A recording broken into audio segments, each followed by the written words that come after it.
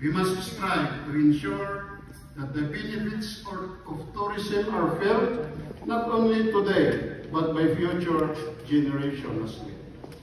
Let us secure a thriving tourism industry that respects and protects the natural and cultural wealth of our city.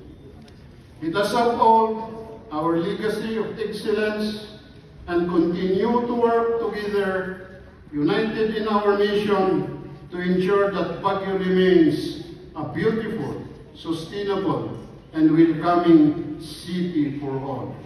And in our vision of making Baguio a premier tourist destination, not only in the Philippines, but across the globe. Today, I think part of your activities is a planning on what to do in the next 3 to 4 or to 10 years. So probably, we are also appealing to the city government that they should also include some funds for these activities.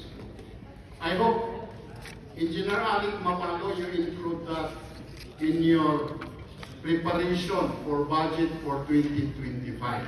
And we will appeal.